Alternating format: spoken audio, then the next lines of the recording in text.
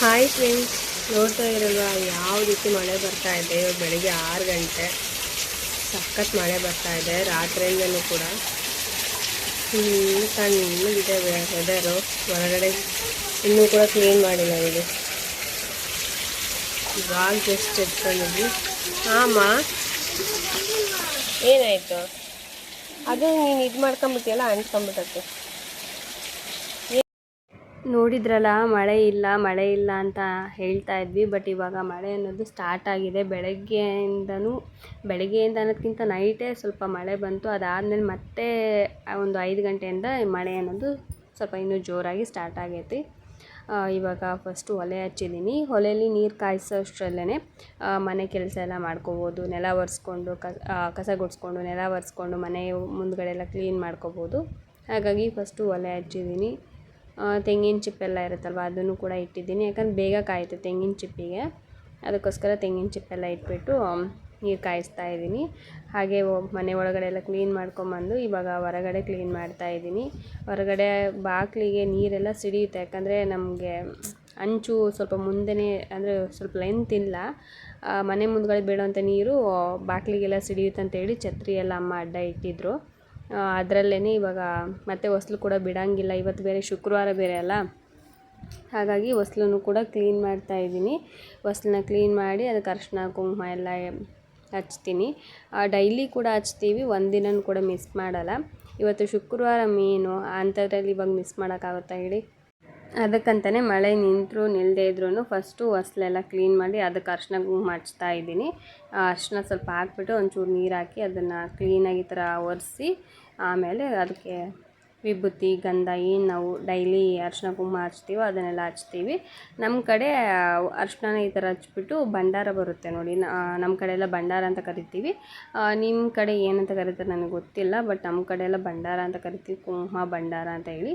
ಇವಾಗ ಅದನ್ನು ಹಚ್ತಾ ಇದ್ದೀನಿ. ನೋಡೋದಕ್ಕೆ ತುಂಬಾ ಚೆನ್ನಾಗಿ ಕಾಣಿಸುತ್ತೆ ಫ್ರೆಂಡ್ಸ್. ಅದನ್ನೇನಾದ್ರು ಹಚ್ಬಿಟ್ವಿ ಅಂದರೆ ಅದಕ್ಕೋಸ್ಕರನೇ ಇವಾಗ ಅದನ್ನು ಹಚ್ಚೋದಕ್ಕಂತ ಹೇಳಿ ಸ್ವಲ್ಪ ವಿಭೂತಿ ಹಚ್ಬಿಟ್ಟು ಅದ್ರ ಮೇಲೆ ಹಚ್ತಾ ಇದ್ದೀನಿ. ಚೆನ್ನಾಗಿ ಕಾಣುತ್ತೆ ವಿಭೂತಿ ಮೇಲೆ ಅದನ್ನ ಹಚ್ಚಿದ್ವಿ ಅಂತಂದರೆ. ಇವಾಗ ಕಟ್ಟಿಗೆ ಇದಿರುತ್ತಲ್ವ, ಅದರೊಳಗಡೆ ಹಾಕ್ಕೊಂಡಿದ್ದೀನಿ ಅರಿಶಿನ ಕುಂಕುಮದ ಬಟ್ಲು. ತುಂಬ ಚೆನ್ನಾಗಿದೆ ಇದು ಕಟ್ಟಿಗೆದು. ನಾನು ಏನೋ ಅಂದ್ಕೊಂಡಿದ್ದೆ ಚೆನ್ನಾಗಿ ಬರುತ್ತೋ ಇಲ್ಲೋ, ಹಾಳಾಗುತ್ತೇನೋ ಅಂತ ಅಂದ್ಕೊಂಡಿದ್ದೆ. ಆದರೆ ಚೆನ್ನಾಗಿದೆ. ತುಂಬ ದಿನ ಆಯಿತು ಇದನ್ನ ತೊಗೊಂಬಂದು. ತುಂಬ ದಿನ ಆಯಿತು ಅನ್ನೋದಕ್ಕಿಂತ ಆಗಲೇ ಒಂದು 2 ವರ್ಷ ಆಯಿತು ಅನಿಸುತ್ತೆ ಇದು ನಾನು ತೊಗೊಂಬಂದು. ತುಂಬಾ ಚೆನ್ನಾಗಿದೆ. ಇನ್ನೊಂದು ಏನಿಲ್ಲ ಅಡ್ವಾಂಟೇಜ್ ಅಂದರೆ ಇದ್ರೊಳಗಡೆ ನಾವು ಅರಿಶಿನ ಕುಂಕುಮ ಹಾಕಿಟ್ಟಾಗ ಅದು ಎಷ್ಟು ದಿನ ಆದರೂ ಕೂಡ ಬೇಗ ಹಾಳಾಗಲ್ಲ. ಚೆನ್ನಾಗಿರುತ್ತೆ, ಫ್ರೆಶ್ ಆಗೇ ಇರುತ್ತೆ. ಅದು ಒಂದು ಇಲ್ಲಿ. ಮತ್ತು ನೋಡೋದಕ್ಕೊಂಥರ ಲುಕ್ ಚೆನ್ನಾಗಿದೆ. ಇದರಲ್ಲಿ 4 ಬೌಲ್ ಇರೋದು ಬಂದಿತ್ತು ಮತ್ತು 5 ಇರೋದು ಬಂದಿತ್ತು. ನಾನು ಜಸ್ಟ್ 2 ಇರೋದನ್ನು ತೊಗೊಂಡಿದ್ದೀನಿ. ನೋಡೋಣ ಅಂತ ಹೇಳಿ ತೊಗೊಂಡೆ. ಯಾಕಂದರೆ ಅವು ಕಟ್ಟಿಗೆದಂತ ಅಂದಾಗ ಸ್ವಲ್ಪ ಜಾಸ್ತಿ ರೇಟೆಲ್ಲ ಹೇಳ್ತಾಯಿದ್ರು. ಮತ್ತೇನು ಮಾಡೋದು, ನಮ್ಮ ಬಜೆಟ್ ನೋಡಬೇಕಲ್ವ ಆ ಟೈಮಲ್ಲಿ. ಅದಕ್ಕೋಸ್ಕರ ನಾನು 2 ಇರೋದನ್ನೇ ಸಾಕು ಸದ್ಯ. ನನಗೆ ಅರಿಶಿನ ಕುಂಕುಮ ಮೇಯ್ನಾಗಿ ಬೇಕಾಗಿತ್ತು, ಅದಕ್ಕೋಸ್ಕರ ಅದನ್ನು ತೊಗೊಂಡಿದ್ದೀನಿ.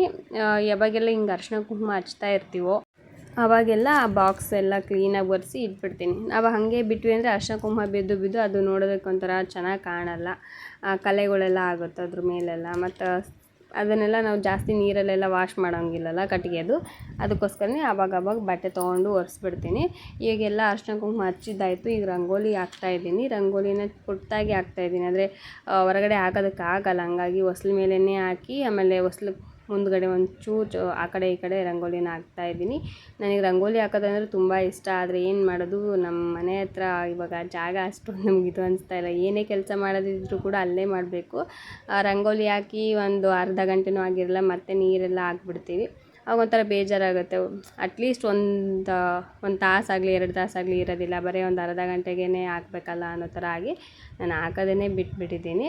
ಇವಾಗ ಜಸ್ಟ್ ಏನಂದ್ರೂ ಇಲ್ಲಿ ಹಾಕ್ತೀನಿ. ಮತ್ತು ಶುಕ್ರವಾರ ಆ ಥರ ಎಲ್ಲ ಇದ್ದಾಗ ಅಲ್ಲಿ ಮನೆ ಮುಂದ್ಗಡೆ ಹಾಕ್ತೀನಿ, ಒಂದು ಪುಟ್ಟದಾಗಾದರೂ ಹಾಕ್ತೀನಿ. ಆದರೆ ತುಂಬ ದೊಡ್ಡವೆಲ್ಲ ಹಾಕೋದಕ್ಕೆ ಹೋಗಲ್ಲ. ಯಾಕಂದರೆ ಅದು ಅಲ್ಲಿ ನಿಲ್ಲಲ್ಲ ಅಂತ ಗೊತ್ತಿದ್ದು ಮತ್ತೆ ಯಾಕೆ ಆ ಥರ ಹಾಕೋದು ಅಂದ್ಬಿಟ್ಟು ಪುಟ್ಟದಾಗೆ ರಂಗೋಲಿ ಹಾಕ್ಬಿಟ್ಟು ಸುಮ್ಮನೆ ಹಾಕ್ತೀನಿ. ಇವಾಗ ರಂಗೋಲಿ ಹಾಕಿದ್ದಾಯಿತು. ರಂಗೋಲಿ ಹಾಕ್ಬಿಟ್ಟು ನೋಡ್ತಾ ಇದ್ದೀರಲ್ವ, ಮಳೆ ಅನ್ನೋದು ನಿಲ್ತಾ ಇಲ್ಲ. ಇನ್ನೇನು ಮಾಡೋದು, ಮನೆ ಬಾಗಿಲಲ್ಲಿ ಕ್ಲೀನ್ ಮಾಡೋಕ್ಕಾಗಲ್ಲ. ಹಾಗಾಗಿ ಬುಟ್ಟಿ ಎಲ್ಲ ಅಲ್ಲೇ ಬಿಟ್ಟಿದ್ದೀನಿ. ಇವಾಗ ಒಳಗಡೆ ಹೋಗಿಬಿಟ್ಟು ಸ್ನಾನ ಮಾಡಿಕೊಂಡು ಪೂಜೆ ಮಾಡೋದಕ್ಕೆ ಸ್ಟಾರ್ಟ್ ಮಾಡ್ಕೋಬೇಕು. ಮತ್ತು ದೇವ್ರ ನೈವೇದ್ಯಕ್ಕೆಲ್ಲ ಮಾಡೋದಿದೆ ಇನ್ನೂ. ದೇವ್ರ ನೈವೇದ್ಯಕ್ಕೆ ಇನ್ನೂ ಏನೂ ರೆಡಿ ಮಾಡಿಲ್ಲ. ಸ್ನಾನ ಮಾಡ್ಕೊಂಡು ಹೋಗಿಬಿಟ್ಟು ದೇವ್ರ ನೈವೇದ್ಯಕ್ಕೆ ರೆಡಿ ಮಾಡ್ಕೋತೀನಿ. ಇವತ್ತು ಸ್ವಲ್ಪ ಪುಳಿಯೋಗರೆ ಎಲ್ಲ ಮಾಡಿಡೋಣ ಅಂತ ಅಂದ್ಕೊಂಡೆ, ಯಾಕಂದರೆ ಇವತ್ತು ಶುಕ್ರವಾರ ಬೇರೆ ಅಲ್ಲ. ಹಾಗಾಗಿ ಇವಾಗ ಶುಕ್ರವಾರ ದಿವಸ ಪುಳಿಯೋಗರೆ ಇಲ್ಲಾಂದರೆ ಏನಾದರೂ ಸ್ವೀಟು ಆ ಥರ ಮಾಡಿ ಇಡ್ತೀನಿ. ಇವತ್ತು ಪುಳಿಯೋಗರೆ ಮಾಡೋಣ ಅಂತ ಅಂದ್ಕೊಂಡೆ. ಹಾಗಾಗಿ ಇವಾಗ ಪುಳಿಯೋಗರೆ ಮಾಡೋದಕ್ಕೆಲ್ಲ ರೆಡಿ ಮಾಡ್ಕೊಳ್ತಾ ಇದ್ದೀನಿ. ಮತ್ತು ಟಿಫನಿಗೂ ಆಗುತ್ತೆ, ಮಕ್ಕಳಿಗೂ ಕೂಡ ತುಂಬ ಇಷ್ಟ ಪುಳಿಯೋಗರೆ ಅಂದರೆ. ಅದಕ್ಕೋಸ್ಕರನೇ ಇವಾಗ ಟಿಫನ್ಗೂ ಆಗುತ್ತೆ, ದೇವ್ರಿಗೂ ನೈವೇದ್ಯಕ್ಕೆ ಆಗುತ್ತೆ ಅಂದ್ಬಿಟ್ಟು ಪುಳಿಯೋಗರೆ ಎಲ್ಲ ಮಾಡಿ ಇಡ್ತಾಯಿದ್ದೀನಿ. ಅಕಸ್ಮಾತ್ ಪೂಜೆ ಮಾಡೋದು ಏನಾದ್ರು ಸ್ವಲ್ಪ ಲೇಟ್ ಆಯಿತು ಅಂದ್ರೂ ಮಕ್ಕಳು ಸ್ನಾನ ಮಾಡಿಕೊಂಡು ಟಿಫನ್ ಮಾಡೋದಕ್ಕೆ ಕೂತ್ಕೋತಾರೆ. ಮತ್ತು ನಾನು ಒಂದ್ಸಲ ಲೇಟಾಗಿ ಟಿಫನ್ ಮಾಡೋದು ಕೂತ್ಕೊಂಡೆ ಅಂದರೆ ಆವಾಗಲೇ ಕೇಳೋದು ಜಾಸ್ತಿ, ಅಮ್ಮ ಟಿಫನ್ ಆಗಿಲ್ವಾ ಅಂತ ಹೇಳಿ. ಮೊದಲೇ ಈ ಥರ ಟಿಫನ್ ಎಲ್ಲ ರೆಡಿ ಮಾಡಿ ಇಟ್ಬಿಟ್ರೆ ಟೈಮ್ ಒಂಚೂರು ಹೆಚ್ಚು ಕಡಿಮೆ ಆದರೂ ಕೂಡ ಸುಮ್ಮನೆ ಊಟ ಮಾಡಿಕೊಂಡು ಸುಮ್ಮನೆ ಆಗ್ತಾರೆ. ಇಲ್ಲ ಅಂತಂದರೆ ನಾನು ಪೂಜೆ ಮಾಡೋದಕ್ಕೆ ಬಿಡೋದಿಲ್ಲ ಅವರು. ಏನಾದ್ರು ಬುಕ್ ಓದೋಣ ಇಲ್ಲ ಲಿಂಗ ಪೂಜೆ ಮಾಡ್ಕೊಳ್ಳೋಣ ಅಂತಂದರೆ ಯಾವುದೇ ಕಾರಣಕ್ಕೆ ಬಿಡೋದಿಲ್ಲ. ಅದಕ್ಕೋಸ್ಕರನೇ ಫಸ್ಟು ಟಿಫನ್ ಮಾಡಿ ಇಡ್ತಾಯಿದ್ದೀನಿ. ಮತ್ತು ನಾನಿಲ್ಲಿ ಉಪಯೋಗಿಸ್ತಾ ಇರೋಂಥದ್ದು MTR ಪುಳಿಯೋಗರೆ ಪೌಡರು ನಾರ್ಮಲಾಗಿ ಉಪಯೋಗಿಸ್ತೀವಿ. ಇನ್ನೂ ಒಂದು ಬರುತ್ತೆ ಅಯ್ಯಂಗಾರ್ ಅಂತ ಹೇಳಿ, ಅದು ತುಂಬ ಚೆನ್ನಾಗಿರುತ್ತೆ. ಅದರಲ್ಲಿ ಹಿಂಗೆಲ್ಲ ಹಾಕಿರ್ತಾರೆ, ಟೇಸ್ಟು ತುಂಬ ಚೆನ್ನಾಗಿರುತ್ತೆ. ಬಟ್ ಇವತ್ತು ಅದು ಸಿಗಲಿಲ್ಲ ಅಂತೇಳಿ ಮತ್ತು ಏನು ಮಾಡೋದು, ಅಂಗಡಿಗೆ ನಿನ್ನೆ ರೇಷನ್ ತರಕ್ಕೆ ಬೇರೆ ಹೋಗಿದ್ವಲ್ಲ, MTR ಪ್ಯಾಕೆಟ್ನೇ ತೊಗೊಂಬಂದಿದ್ದೆ. ಅಯ್ಯಂಗಾರ್ ಅಂತೂ ಸಖತ್ತಾಗಿರುತ್ತೆ ಫ್ರೆಂಡ್ಸ್. ಒಂಥರ ಹಿಂಗೆಲ್ಲ ಹಾಕಿರ್ತಾರೆ, ಚೆನ್ನಾಗಿರುತ್ತೆ ಅದು ಅಯ್ಯಂಗಾರು. ಅದರ ಟೇಸ್ಟು ಫ್ಲೇವರೇ ಒಂಥರ ವೆರೈಟಿ ಇರುತ್ತೆ. MTRಗೂ ಅದಕ್ಕೂ ಹೋಲಿಸ್ಕೊಂಡ್ರೆ MTR ಕೂಡ ಚೆನ್ನಾಗಿದೆ. ಬಟ್ ಅದರಲ್ಲಿ ಪ್ಲಸ್ ಪಾಯಿಂಟ್ ಅಂದರೆ ಹಿಂಗೆ ಹಾಕಿರ್ತಾರಲ್ವ, ಸೊ ಟೇಸ್ಟ್ ಒಂಥರ ಚೆನ್ನಾಗಿರುತ್ತೆ. ಅದಕ್ಕೋಸ್ಕರನೇ ಇವಾಗ ಒಗ್ಗರಣೆ ಎಲ್ಲ ಮಾಡ್ಕೊಳ್ತಾ ಇದ್ದೀನಿ. ನಾನು ಸ್ವಲ್ಪ ಜಾಸ್ತಿನೇ ಮಾಡ್ಕೊಂಡಿರ್ತೀನಿ ಗೊಜ್ಜನ್ನು, ಯಾಕಂದರೆ ಯಾವಾಗ ಬೇಕು ಆವಾಗಲೇ ಮಕ್ಕಳು ಕೇಳ್ತಾ ಇರ್ತಾರೆ, ಅಮ್ಮ ಪುಳಿಯೋಗರೆ ಬೇಕು ಅಂತ ಹೇಳಿ. ಕೆಲವೊಂದು ಸಲ ಇವಾಗ ಪುಳಿಯೋಗರೆ ಮಾಡಿದ್ದೀನಿ ಇವತ್ತಂದರೆ ನೈಟೇ ಕೇಳ್ತಾರೆ ಮತ್ತೆ ಪುಳಿಯೋಗರೆ ತಿಂತೀನಿ ಅಂತ ಹೇಳಿ. ಅದಕ್ಕೋಸ್ಕರ ಸ್ವಲ್ಪ ಗೊಜ್ಜನ್ನ ಎತ್ತಿಕ್ಬಿಡ್ತೀನಿ ನಾನು, ಸ್ವಲ್ಪ ಜಾಸ್ತಿ ಮಾಡಿಬಿಟ್ಟು. ಆವಾಗ ಅವರು ಯಾವಾಗ ಕೇಳಿದ್ರು ಕೂಡ ಎನಿ ಟೈಮ್ ಇರುತ್ತಲ್ವ, ಅದನ್ನು ಹಾಕ್ಕೊಟ್ಬಿಟ್ಟೆ ಅಂದರೆ ಆರಾಮಾಗಿ ತಿಂತಾರೆ. ಮತ್ತು ಇನ್ನೊಂದು ಏನಂದರೆ, ನಾವೆಲ್ಲರೂ ಹೊರಗಡೆ ಹೋಗ್ತಾ ಇದ್ದೀವಿ ಅಂದರೆ ಸ್ವಲ್ಪ ಒಂದು 2 ದಿನ 3 ದಿನ ಉಳ್ಕೊಳೋದಕ್ಕೆ ಹೊರಗಡೆ ಹೋಗ್ತಿದ್ದೀವಿ ಅಂದರೆ ಈ ಥರ ಪುಳಿಯೋಗರೆ ಗೊಜ್ಜನ್ನ ಮಾಡಿ ಒಂದು ಬಾಕ್ಸಲ್ಲಿ ಹಾಕಿ ತೊಗೊಂಡು ಹೋಗ್ತೀನಿ. ಪುಳಿಯೋಗರೆ ಗೊಜ್ಜು ಒಂದಿತ್ತು ಅಂದರೆ ರೈಸ್ ತೊಗೊಂಡು ಅದರಲ್ಲಿ ಮಿಕ್ಸ್ ಮಾಡಿ ತಿನ್ನಿಸ್ಬೋದು. ಅಲ್ಲಿನ ಊಟ ಅಡ್ಜಸ್ಟ್ ಆಗಲಿಲ್ಲ ಅಂದರೆ, ಇಲ್ಲಾಂದರೆ ಸುಮ್ಮನೆ ಉಪವಾಸ ಇದ್ಬಿಡ್ತಾರೆ ಮಕ್ಕಳು. ಹಾಗಾಗಿ ನಾನು ಎಲ್ಲೇ ಹೋದ್ರೂ ಪುಳಿಯೋಗರೆ ಗೊಜ್ಜನ್ನು ಮಾತ್ರ ಕ್ಯಾರಿ ಮಾಡ್ತೀನಿ. ಅದೊಂದು ರೀತಿ ನಮಗೆ ಟಾಣಿಕ್ ಇದ್ದಂಗೆ ನನ್ನ ಮಕ್ಕಳಿಗೆ. ಅದಕ್ಕೋಸ್ಕರನೇ. ಹಾಗೆ ನಾವು ಈ ಸಲ ಶ್ರೀಶೈಲಕ್ಕೆ ಹೋಗಿದ್ವಲ್ವ, ಆವಾಗೂ ಕೂಡ ಹಾಗೆ ಮಾಡಿದ್ದೆ. ನಾನೊಂದು ಬಾಕ್ಸ್ ತುಂಬ ಪುಳಿಯೋಗರೆ ಗೊಜ್ಜನ್ನ ಮಾಡಿ ತೊಗೊಂಡೋಗಿದ್ದೆ. ಪುಳಿಯೋಗರೆ ಗೊಜ್ಜು ಜಾಸ್ತಿ ಇದ್ದರೆ ಏನೂ ಕೆಡೋದಿಲ್ಲ ಅದು. ನಾವೊಂದು 15 ದಿನ ಇಟ್ಟರು ಕೂಡ ಕೆಡೋದಿಲ್ಲ. ಚೆನ್ನಾಗಿ ಅದನ್ನು ನಾವು ಹುಣ್ಸೆಹಣ್ಣಿನ ಗೊಜ್ಜು ಹಾಕ್ತೀವಲ್ವ ರಸ, ಅದು ನೀರಿನ ಅಂಶ ಹೋಗೋವರೆಗೂ ಚೆನ್ನಾಗಿ ಎಣ್ಣೆ ಒಳಗಡೆ ಒಂಥರ ಫ್ರೈ ಮಾಡ್ಕೊಂಬಿಟ್ರೆ ಒಂದು 15 ದಿನ ಆದರೂ ಕೂಡ ಏನೂ ಆಗೋಲ್ಲ, ಚೆನ್ನಾಗೇ ಇರುತ್ತೆ. ಹಂಗಾಗಿ ಅದನ್ನ ಚೆನ್ನಾಗಿ ಫ್ರೈ ಮಾಡಿಕೊಂಡು ತೊಗೊಂಡೋಗ್ತೀನಿ. ಇವಾಗ ರೈಸ್ ಹಾಕ್ಬಿಟ್ಟು ಮಿಕ್ಸ್ ಮಾಡ್ತಾಯಿದ್ದೀನಿ. ಎಷ್ಟು ಬೇಕೋ ಅಷ್ಟು ರೈಸ್ ಹಾಕಿ ಮಿಕ್ಸ್ ಮಾಡ್ತೀನಿ. ಗೊಜ್ಜು ಕೂಡ ಎತ್ತಿಕ್ಕಿರ್ತೀನಲ್ಲ, ಆಮೇಲೆ ಏನಾದರೂ ಕಡಿಮೆ ಬಿತ್ತು ಅಂದರೆ ಮತ್ತೆ ರೈಸ್ ಹಾಕ್ಬಿಟ್ಟು ಕಲಸಿಕ್ತೀನಿ. ಇವಾಗ ಅದಿಷ್ಟು ನೀಟಾಗಿ ಮಿಕ್ಸ್ ಮಾಡಿ ಅದನ್ನು ಎತ್ತಿಟ್ಬಿಟ್ಟು ದೇವ್ರಿಗೂ ಕೂಡ ಒಂದು ಪ್ಲೇಟಲ್ಲಿ ಹಾಕಿ ಎತ್ತಿಟ್ಕೊಂಡೆ ಅಂದರೆ ನನಗೆ ಟಿಫನಿಗೂ ಆಯಿತು, ಮತ್ತು ಇವಾಗ ದೇವ್ರ ಪ್ರಸಾದಕ್ಕೂ ಕೂಡ ಆಗುತ್ತೆ. ಇವಾಗ ಇದೆಲ್ಲ ಹೆಂಗಿದ್ರು ಟಿಫನ್ ಎಲ್ಲ ರೆಡಿ ಆಯ್ತಲ್ಲ, ಅದನ್ನ ಎತ್ತಿಟ್ಬಿಟ್ಟು ಪಕ್ಕಕ್ಕೆ ಇವಾಗ ದೇವ್ರ ಪೂಜೆ ಮಾಡೋದಕ್ಕೆ ಹೋಗ್ತಾಯಿದ್ದೀನಿ. ಇವತ್ತು ಶುಕ್ರವಾರ ಬೇರೆ ಅಲ್ವಾ, ಹಾಗಾಗಿ ಸ್ಪೆಷಲ್ ಇವತ್ತು ಹೆಣ್ಮಕ್ಳಿಗೆ ಸ್ಪೆಷಲ್ಲು. ನಮ್ಮ ಮನೆ ದೇವರು ಕೂಡ ಅಂದರೆ ಭ್ರಮರಾಂಬಿಕಾ ದೇವಿ ನಮ್ಮ ಮನೆ ದೇವರೇ ಅಲ್ವಾ. ಸೊ ಇವತ್ತು ಶುಕ್ರವಾರ ತುಂಬ ಸ್ಪೆಷಲ್ ನಮಗೆ, ಆ ತಾಯಿ ದಿನ.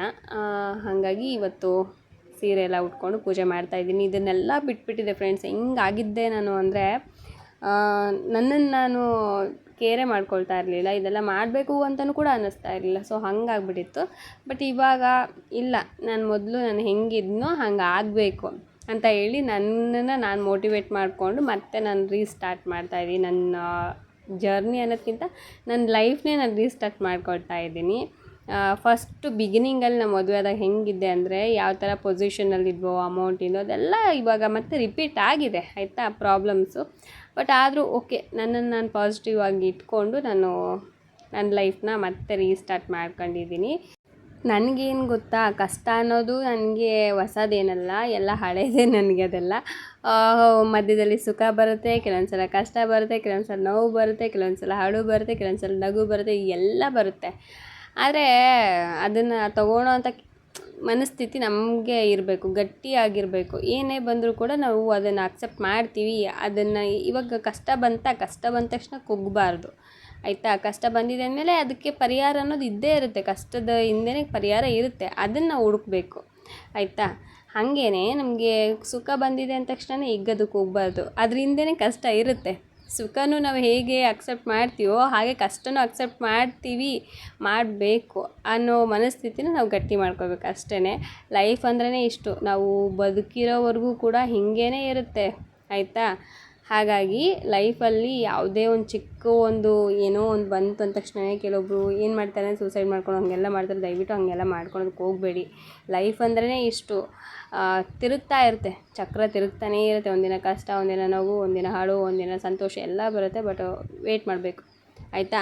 ಇವಾಗ ಪೂಜೆ ಮುಗೀತು. ಇಲ್ಲಿ ಒಂದು ಪ್ರಾಬ್ಲಮ್ ಏನಾಯ್ತಂದರೆ, ನಾನು ವೀಡಿಯೋಕ್ಕೆ ಇಟ್ಟಿದ್ದೀನಿ, ಅದು ಯಾವಾಗ ಏನಾಯಿತು ಯಾವಾಗ ಆಫ್ ಆಯಿತೋ ಗೊತ್ತಾಗಲಿಲ್ಲ. ಆಮೇಲೆ ನೋಡ್ತೀನಿ ವೀಡಿಯೋ ರೆಕಾರ್ಡಿಂಗೇ ಆಗಿಲ್ಲ. ನಾನು ಪೂಜೆ ಮಾಡಿರೋದು ಅದಾದಮೇಲೆ ಇನ್ನೇನು ಮಾಡೋದು, ಪೂಜೆ ಮಾಡಿರೋದು ಕಂಪ್ಲೀಟ್ ಆಯ್ತಲ್ವ. ಸೊ ಆವಾಗ ನಾನು ನಿಮ್ಗೆ ತೋರಿಸಿದಾದ್ಮೇಲೆ ಇಲ್ಲಿ ನಾನು ಮತ್ತು ನನ್ನ ಮಗ ಇಬ್ಬರು ಕೂತ್ಕೊಂಡು ಪೂಜೆ ಮಾಡ್ಕೊಳ್ತಾ ಇದ್ದೀವಿ. ಅಂದರೆ ನಾನು ಲಿಂಗ ಪೂಜೆ ಮಾಡ್ಕೊತೀನಿ, ಅವನು ರುದ್ರಾಕ್ಷಿ ಇರುತ್ತಲ್ವ ಅದನ್ನು ಪೂಜೆ ಮಾಡಿ, ಅದು 108 ಸಲ ಓಂ ನಮಃ ಶಿವ 109 ಇದೆ ಅದರೊಳಗಡೆ ರುದ್ರಾಕ್ಷಿ. ಅದನ್ನು 109 ಸಲ ಓಂ ನಮಃ ಶಿವಾಯ ಓಂ ನಮಃ ಶಿವ ಅಂತ ಹೇಳಿ ಅದನ್ನು ಜಪ ಮಾಡ್ಕೊತಾನೆ ಆಯಿತಾ. ಇಬ್ಬರು ಕೂತ್ಕೊಂಡು ಪೂಜೆ ಮಾಡ್ಕೊಳ್ತಾ ಇದ್ದೀವಿ. ಇದು ಮಾತ್ರ ಕಂಪಲ್ಸರಿ ನಾವು ಡೈಲಿ ಮಾಡ್ಕೋತೀವಿ. ನಮ್ಗೆ ಊಟ ಇಲ್ಲದೆ ಇದ್ದರೂ ಪರವಾಗಿಲ್ಲ, ಬಟ್ ಇದನ್ನು ಮಾತ್ರ ನಾವು ಮಾಡೇ ಮಾಡ್ತೀವಿ. ಒಂದು ರೀತಿ ಏನೋ ಮನಸ್ಸಿಗೆ ಸಮಾಧಾನ ಅಂತ ಅನಿಸುತ್ತೆ ನಮ್ಗೆ ಇದು ಮಾಡಿದಾಗ. ಹಾಗಾಗಿ ಇದನ್ನು ಮಾಡ್ಕೋತೀನಿ. ಏನು ಗೊತ್ತಾ, ಚಿಕ್ಕ ವಿಷಯದಲ್ಲೇ ನಮ್ಮ ಮನಸ್ಸಿಗೆ ಸಮಾಧಾನ ಸಿಗುತ್ತೆ. ಅದನ್ನು ಹುಡ್ಕೋಬೇಕಷ್ಟೇ. ದೊಡ್ಡ ವಿಷಯದಲ್ಲೇ ನಮ್ಗೆ ಸಮಾಧಾನ ಸಿಗುತ್ತೆ, ಸಮಾಧಾನ ಪಡ್ಕೋಬೇಕು, ಖುಷಿ ಪಡ್ಕೋಬೇಕಂದ್ರೆ ಆಗಲ್ಲ. ಯಾಕಂದರೆ 5 ಬೆರಳು ಕೂಡ ಸಮ ಇರೋದಿಲ್ಲ. ಹಾಗಾಗಿ ನಮ್ಮನ್ನು ಸಮಾಧಾನ ಮಾಡ್ಕೋಬೇಕಂತ ಒಂದು ಚಿಕ್ಕ ವಿಷಯನೇ ಸಾಕು ನಮಗೆ ಸಮಾಧಾನ ಮಾಡ್ಕೊಳೋದಕ್ಕೆ ಆಯಿತಾ. ಅಷ್ಟೇ. ಯಾಕಂದರೆ ನನಗೆ ಏನು ತಿಳಿದಿದೆಯೋ ಅಥವಾ ನನಗೇನು ಸಜೆಷನ್ಸ್ ಗೊತ್ತೋ ಅದನ್ನು ನಾನು ಹೇಳ್ತೀನಿ. ಕೆಲವೊಂದಷ್ಟು ಜನ ಹೇಳ್ತಾ ಇರ್ತಾರೆ, ಯಾಕಂದರೆ ನನ್ನ ನಂಬರ್ ಅವ್ರಿಗೆ ಗೊತ್ತು. ಹಾಗಾಗಿ ಕೆಲವೊಂದು ಸಲ ಫೋನ್ ಮಾಡಿ ಮಾತಾಡ್ಸ್ತಾ ಇರ್ತಾರೆ, ಕೇಳ್ತಾ ಇರ್ತಾರೆ. ಅವ್ರಿಗೆಲ್ಲ ನಾನು ಹೇಳ್ತಾ ಇರ್ತೀನಿ. ಅದನ್ನೇ ಎಲ್ರಿಗೂ ಕೂಡ ಅರ್ಥ ಆಗಲಿ ಅನ್ನೋ ಕಾರಣಕ್ಕೆ ನನಗೆ ಯಾವಾಗ ತಿಳಿಯುತ್ತೋ ಅದನ್ನು ನಿಮ್ಮ ಜೊತೆ ಶೇರ್ ಮಾಡ್ಕೊತೀನಿ. ಇವಾಗ ಜಸ್ಟ್ ಪೂಜೆ ಮುಗೀತು. 8 ಗಂಟೆ ಆದ್ರೂ 8 ಗಂಟೆ ಅಂತ ಅನ್ನಿಸ್ತಾ ಇಲ್ಲ. ಯಾಕಂದರೆ ಮಳೆ ಬರ್ತಾ ಇದೆ ಬೆಳಗ್ಗೆಯಿಂದಲ್ಲ ರಾತ್ರಿಯಿಂದಲೂ ಕೂಡ ಮಳೆ ಬರ್ತಾ ಇದೆ. ಬೆಳಗ್ಗೆ 6 ಗಂಟೆಗೆ ಎದ್ದು 6 ಗಂಟೆಗೆ 5:30ಗೆ ಎಚ್ಚರ ಆಯಿತು. ಆಮೇಲೆ ಮಳೆ ಬರ್ತಾ ಇತ್ತಲ್ಲ, ಸುಮ್ಮನೆ ಮಲ್ಕೊಂಡೆ. 6 ಗಂಟೆಗೆ ಎದ್ದು ಕೆಲಸ ಮುಗಿಸ್ಕೊಂಡು ಟಿಫನ್ ಎಲ್ಲ ರೆಡಿ ಐತಿ, ಪೂಜೆ ಎಲ್ಲ ಆಯಿತು. ಇವತ್ತು ಶುಕ್ರವಾರ ಬ್ಲಾಗ್ ನಾನು ನಿಮ್ಮ ಜೊತೆ ಶೇರ್ ಮಾಡ್ಕೊಳ್ತಾ ಇದ್ದೀನಿ. ಟಿಫನಿಗೆ ಇವತ್ತು ಪುಳಿಯೋಗರೆ ಮತ್ತು ದೇವ್ರ ನೈವೇದ್ಯಕ್ಕೂ ಕೂಡ ಪುಳಿಯೋಗರೆ ಇಟ್ಟಿದ್ದೀನಿ. ಈಗ ಟೀ ಮಾಡಬೇಕು.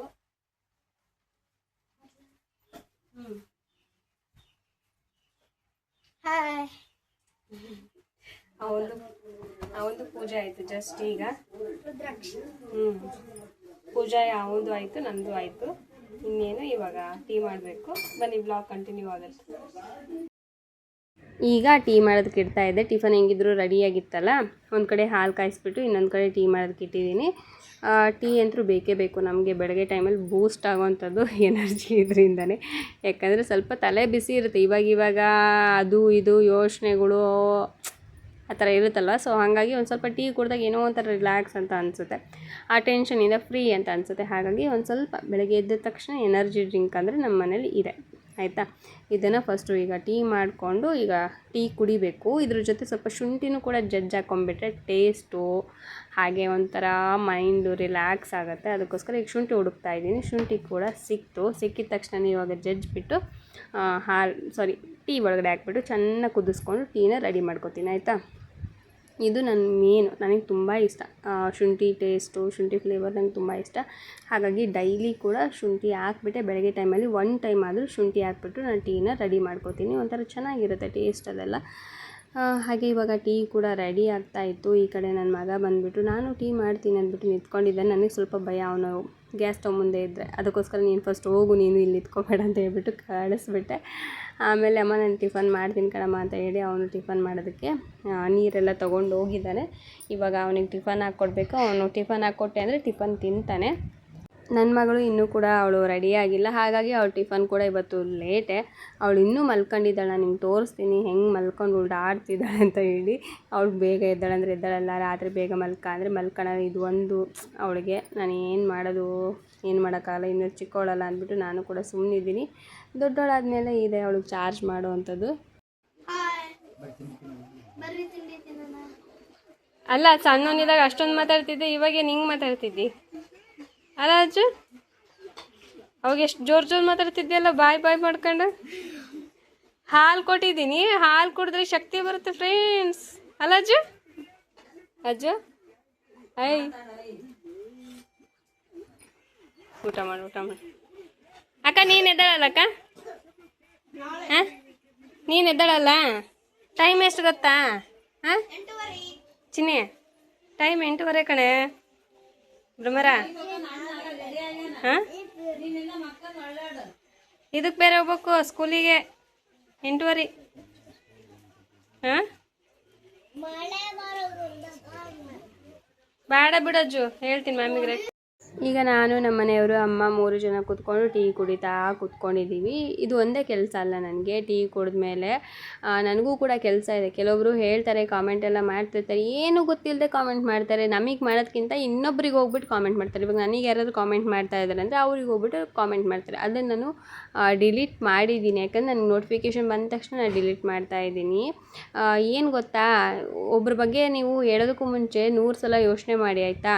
ಅವ್ರ ಮನೇಲಿ ಏನು ನಡೀತಾ ಇದೆಯೋ ಏನಿಲ್ವೋ ಅಂತ ನಿಮ್ಗೆ ಗೊತ್ತಿರಲ್ಲ. ಜಸ್ಟ್ ಏನೋ ಯಾರೋ ಏನು ಹೇಳಿದ್ರಂತ, ಇಲ್ಲಾಂದರೆ ಏನೋ ಇವಾಗ ನಾನು ವಿಡಿಯೋದಲ್ಲಿ ನಿಮ್ಗೆ ತೋರಿಸ್ತಾ ಇದ್ದೀನಿ ಅಂದ ತಕ್ಷಣವೇ ನನಗೆ ಇದೇ ಒಂದು ಕೆಲಸ ಅಲ್ಲ, ನನಗೂ ಕೂಡ ಕೆಲಸ ಇರುತ್ತೆ ಆಯಿತಾ. ನನಗೆ ವಿಡಿಯೋ ಅಂದ್ರೆ ಸುಲಭ ಅಲ್ಲ. ಒಂದು ವಿಡಿಯೋ ಮಾಡ್ಕೊತಾ ಇದ್ದೀವಿ ಅಂದರೆ ಅದ್ರ ಹಿಂದೆ ಇರೋಂಥ ಪರಿಶ್ರಮನೇ ಬೇರೆ ಇರುತ್ತೆ ಆಯಿತಾ. ಒಂದು ವಿಡಿಯೋ 1 ಗಂಟೆ 2 ಗಂಟೆ ವಿಡಿಯೋ ಇರುತ್ತೆ, ಅದನ್ನು ಎಲ್ಲ ನಾವು ಕೆಲವೊಂದಷ್ಟು ಸೀನ್ಸ್ನ ಕಟ್ ಮಾಡಿ ಮತ್ತೆ ಅದನ್ನು ಇದು ಮಾಡಿಬಿಟ್ಟು ಎಡಿಟ್ ಮಾಡಿ ಕಳಿಸ್ಬೇಕಂದ್ರೆ ಸುಲಭ ಅಲ್ಲ.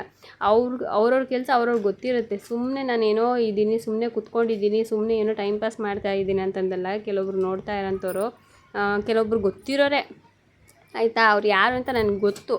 ಸೊ ಅವರೇ ನನಗೆ ಟ್ರಿಗರ್ ಮಾಡ್ತಾ ಇದ್ದಾರೆ. ಸೊ ಅವ್ರಿಗೆ ಹೇಳ್ತಾ ಇರೋದು, ನಿಮಗೆ ಏನು ಕೆಲಸ ಇದೆ ಅದು ನಿಮಗೆ ಗೊತ್ತು, ಇವಾಗ ನನಗೇನು ಕೆಲಸ ನನಗೆ ಗೊತ್ತು. ಹಾಗಾಗಿ ನಾನೇನೋ ಸುಮ್ಮನೆ ಕೂತ್ಕೊಂಡಿದ್ದೀನಿ ಅನ್ನೋ ಹಂಗಲ್ಲ. ಈಗ ಮನೇಲಿ ಇದ್ದೀನಿ ಅಂದ ತಕ್ಷಣ ಸುಮ್ಮನೆ ಕೂತಿದ್ದೀನಿ, ಖಾಲಿ ಹೊಡಿತಿದ್ದಾಳೆ ಹಾಗಾಗಿ ವಿಡಿಯೋ ಮಾಡ್ತಿದ್ದಾಳೆ ಅಂತಂದಲ್ಲ. ನಾನು ವಿಡಿಯೋ ಮಾಡ್ತಾಯಿದ್ದೀನಿ ಅಂದ್ರೇ ಅದರಲ್ಲಿ ಏನಾದರೂ ಒಂದು ಪರಿಶ್ರಮ ಇಟ್ಕೊಂಡೆ ವಿಡಿಯೋ ಮಾಡ್ತೀನಿ ಆಯಿತಾ. ಹಾಗೆ ಸುಮ್ಮನೆ ಕೂತಿದ್ದೀನಿ ಅಂದರೆ ಸುಮ್ಮನೆ ಕೂತ್ಕೊಂಡಿದ್ದೀನಿ ಅಂತ ಅರ್ಥ ಅಲ್ಲ, ನಾನು ಏನೋ ಒಂದು ಕೆಲಸ ಮಾಡ್ತಾಯಿರ್ತೀನಿ ಆಯಿತಾ. ಗೊತ್ತಿಲ್ಲದೆ ಏನೋ ಅವರಪ್ಪ ಅವರಮ್ಮ ಅವ್ರ ಗಂಡ ದುಡ್ದಾಕ್ತಾರೆ, ಅವಳು ಆರಾಮಾಗಿರ್ತಾಳೆ ಬಿಡು, ಅವಳಿಗೇನು ಕಡಿಮೆ ಆಗಿದೆ ಹಾಗೆ ಹಿಂಗೆ ಅಂತಂದೆಲ್ಲ ಮಾತಾಡ್ತಾರೆ. ಹೌದು, ನನ್ನ ಗಂಡ ನನ್ನ ತಾಯಿ ನನಗೆ ದುಡ್ದಾಕ್ತಾರೆ, ನಾನೇನು ಮಾಡ್ಕೋಬೇಕು ನಾನು ಅದನ್ನು ಮಾಡ್ತಾಯಿದ್ದೀನಿ. ನಾನು ಸುಮ್ಮನೆ ಕೂತ್ಕೊಂಡಿಲ್ಲ. ನಮ್ಮ 3 ಜನ ಸೇರಿಕೊಂಡು ನಮ್ಮ ಸಂಸಾರ ನಡೆಸ್ತಾ ಇದ್ದೀವಿ ಆಯಿತಾ. ಇದರಿಂದ ನಿಮಗೇನಾದರೂ ಪ್ರಾಬ್ಲಮ್ಮಾ? ಇಲ್ಲ ತಾನೇ. ನಿಮ್ಮನ್ನೇನಾದರೂ ಬಂದು ಕೇಳಿದ್ದೀವ? ಇಲ್ಲ ತಾನೇ. ಮತ್ತು ಏನಕ್ಕೆ ರೀ ನಿಮಗೆ ಇಷ್ಟೊಂದು ಉರಿ, ಇಷ್ಟೊಂದೆಲ್ಲ ಇದು ಮಾಡೋಕ್ಕೆ ಹೋಗ್ಬೇಡಿ ಆಯಿತಾ. ಏನೋ ಅವ್ರೊಂದು ಜೀವನ ನಡೆಸ್ತಾ ಇದ್ದಾರೆ ಅಂದರೆ ಅದು ಅವ್ರ ಇಷ್ಟ, ಅದು ಅವ್ರ ಜೀವನ. ಅವ್ರನ್ನ ಅವ್ರ ಪಾಡಿಗೆ ಇರೋದಕ್ಕೆ ಬಿಟ್ಬಿಡಿ. ಸುಮ್ಮನೆ ಬಂದು ಟ್ರಿಗರ್ ಮಾಡೋದಕ್ಕೆ ಹೋಗಬೇಡಿ, ಗೊತ್ತಿಲ್ಲದೆ ಏನು ಮಾತಾಡಲಿಕ್ಕೆ ಹೋಗಬೇಡಿ. ಓಕೆನಾ? Thank you for watching.